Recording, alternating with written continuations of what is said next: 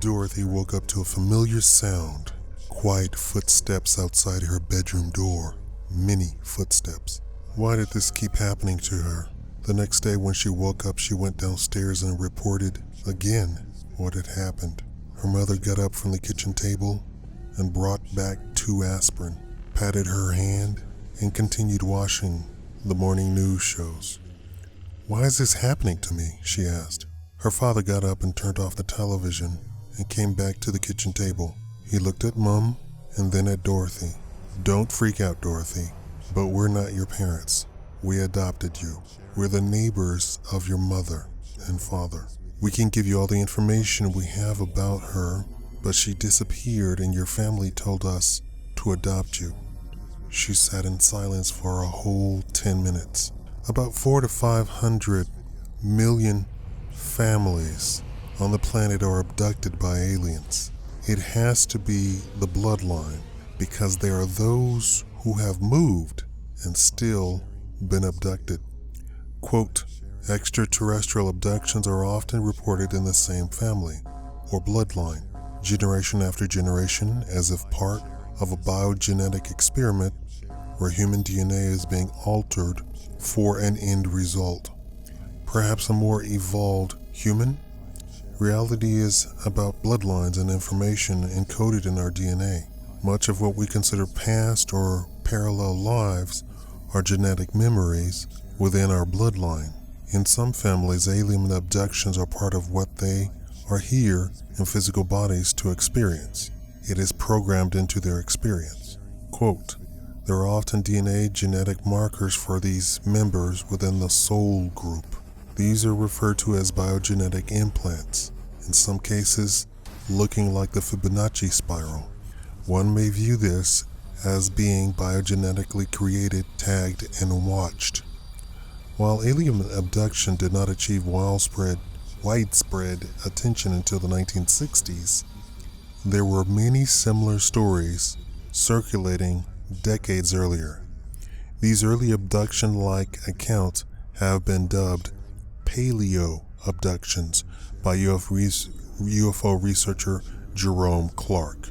This same 2-part article makes note of many paleo abductions, some of which were reported well before the 1957 Antonio Villas Boas case earned much attention, or even before the UFO report claimed in 1947 by pilot Kenneth Arnold that first generated widespread interest in UFOs. There was at least one case of attempted abduction reported in conjunction with the mystery airships of the late 19th century. Colonel H.G. Shaw's account was published in the Stockholm, California Daily Mail in 1897. Shaw claimed that he and a friend were harassed by 3 tall, slender humanoids whose bodies were covered with a fine, downy hair. The beings tried to accost or kidnap Shaw and his friend, who were able to fight them off. In his 1923 book, New Lands, American writer Charles Fort speculated that extraterrestrial beings might have kidnapped humans. Quote, one supposes that if extra-mundane vessels have sometimes come close to this earth, then sailing away, terrestrial aeronauts may have occasionally left this earth or may have been seized and carried away from this earth. In the 1951 case of Fred Reagan, which was publicized by Flying Saucer Review in the late 1960s based on new clippings from 1952.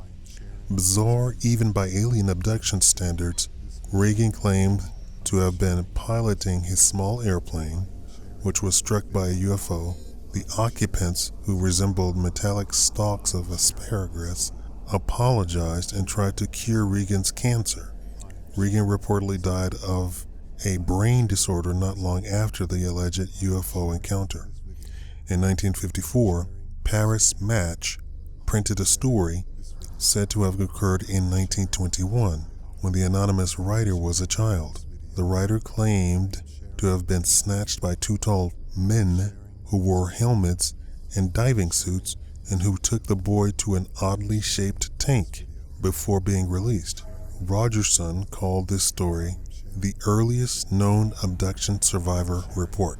A 1958 letter to NICAP asserted that 2 U.S. Army soldiers witnessed 2 bright red lights near their base. The soldiers had a strange sense of disassociation and found themselves in a new location with no memory of how they arrived there. Rogerson writes that the 1955 publication of Harold T. Wilkins' Flying Saucers Uncensored declared that 2 contactees, Carl Hunrath and Wilbur Wilkinson, had disappeared under mysterious circumstances. Wilkins reported speculation that the duo were the victims of alleged abduction by flying saucers. The so-called Shaver mystery of the 1940s had some similarities to later abduction accounts, as well, with sinister beings said to be kidnapping and torturing people. Rogerson writes that John Robinson, a friend of ufology gadfly Jim Moseley, made a 1957 appearance on John Nebel's popular overnight radio program to tell a dramatic, spooky, if not very plausible abduction tale related to the Shaver mystery. Robinson claimed that a friend of his had been held captive by the evil Deros beneath the earth and to have been the victim of a sort of mind control via small earphones.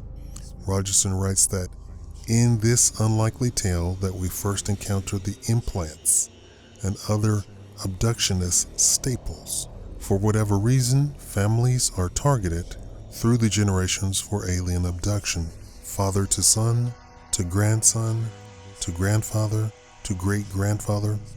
Because so many refuse to even entertain the notion that humans are not alone, going to authorities has been hopeless. Some have gone to psychiatrists and sought hypnotherapy to forget the incidents. Some of these have been recorded and documented. Proof has been shown that not only was the hypnosis brought the person under, but the patient then started manifesting powers like levitation, fire starting, etc. Also, alien abductees have gone to hospital with physical evidence on their body of punctures, stamps, bruises, and even mutilation. Worst of all has been females that exhibited signs of vaginal tampering to the point where they can no longer have children, and in some cases cancer developed and the women died. PhDs have come up with this theory that family bloodlines are the targets, because even adopted children report being abducted and no one else in the house ever witnesses any aliens, nor are they themselves abducted. My family has never been abducted, but they have been contacted by alien spacecraft on more than one occasion. They're very adamant about keeping it secret. Could your family be a target of an alien abduction bloodline?